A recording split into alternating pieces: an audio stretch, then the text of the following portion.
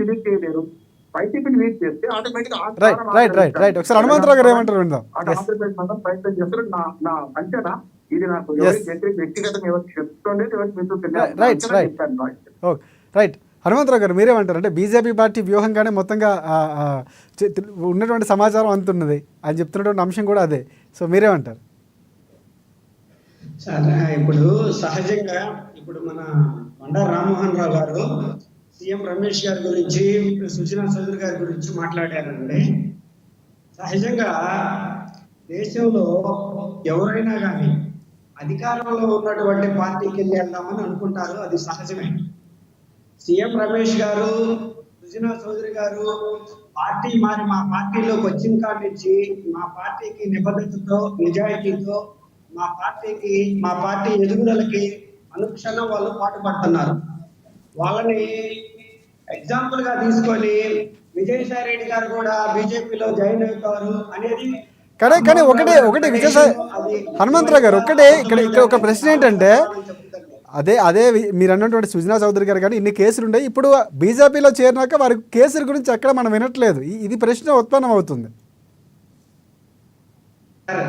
కేసుల గురించి నరేంద్ర మోడీ గారు, అమిత్ షా గారికి ఏం పనండి?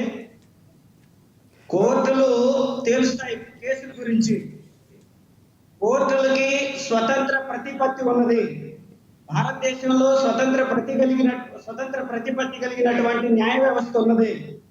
ఆ న్యాయ వ్యవస్థ ద్వారా కోర్టులు పరిష్కరించబడతాయి. అందులో జ్యుడిషియల్లోకి ఈ కార్యనిర్వహణ శాఖ కానీ, శాసనశాఖ కానీ ఎంటర్ఫీల్ కాదండి.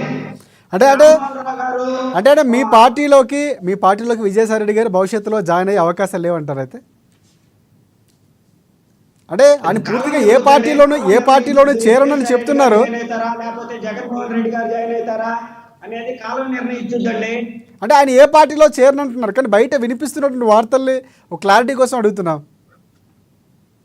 అవును సార్, ఆయన ఏ పార్టీలో చేరను, నేను వ్యవసాయం చేసుకుంటాను అన్నంత మాత్రాన ఆయన మీద ఉన్నటువంటి 13 కేసుల్లో పునీతుడైపోడు. ఆయన జగన్మోహన్ రెడ్డికి ఫోబియా పట్టుకున్నది అనేది నా ప్రిడిక్షన్ అండి. జగన్మోహన్ రెడ్డిని చూస్తే విజయసాయి రెడ్డి గారు భయపడతారు.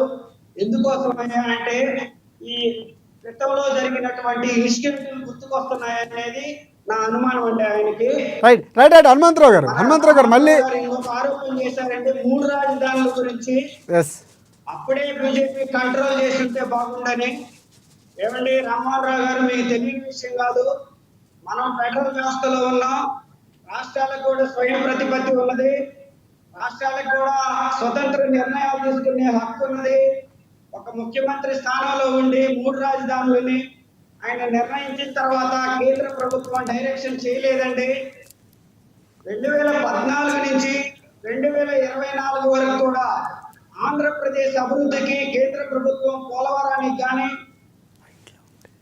ఆంధ్రప్రదేశ్ రాజధానికి కానీ విపరీతమైనటువంటి నిధులు ఇచ్చిందంటే కేంద్ర ప్రభుత్వం.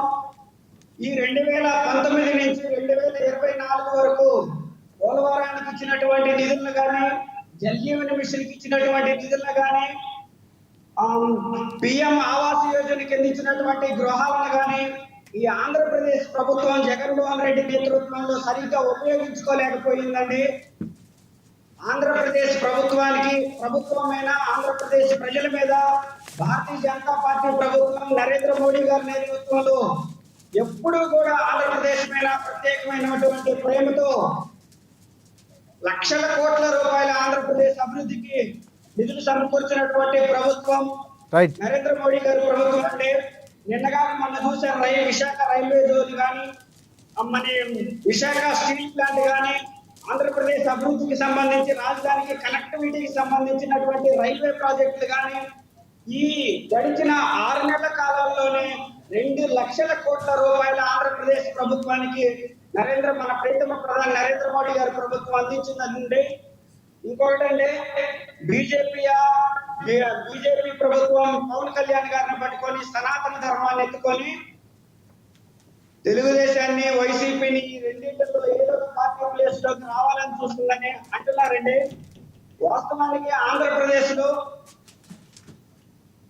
తెలుగుదేశం, జనసేన, బీజేపీ ప్రభుత్వం ఉమ్మడిగా ఎన్డీఏ కూటమిలో ఉన్నాయండి. ఎన్డీఏ కూటమి చాలా సయోధ్యతో ఉన్నది. ఆంధ్రప్రదేశ్ లో మన ప్రియతమ ముఖ్యమంత్రి గారు నారా చంద్రబాబు గారి నాయకత్వంలో మన ఎన్డీఏ కూటమి పనిచేస్తుంది. ఎన్డీఏ కూటమిలో మాకు జనసేన పవన్ కళ్యాణ్ గారు భాగస్వామిగా ఉన్నారండి.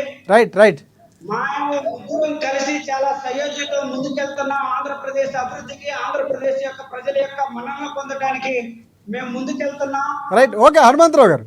ఎస్, మనకి వైసీపీ నుంచి వైసీపీ అధికార ప్రతినిధి రేగ లక్ష్మణరావు గారు అందుబాటులోకి వచ్చారు. నమస్తే లక్ష్మణరావు గారు. ఎస్, అంటే మీ పార్టీకి చాలా బలమైనటువంటి పిల్లర్ పార్టీ నుంచి కాకుండా రాజకీయాల నుంచే వైదొలిగింది. అసలు ఎవరు ఊహించలేదు, మీరు కూడా బహుశా ఊహించుండరు.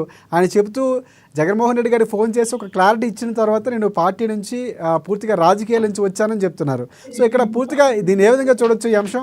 ఆయన ఏదో వ్యూహంగానే జగన్మోహన్ రెడ్డి పంపిస్తున్నారా, లేకపోతే మీ పార్టీలో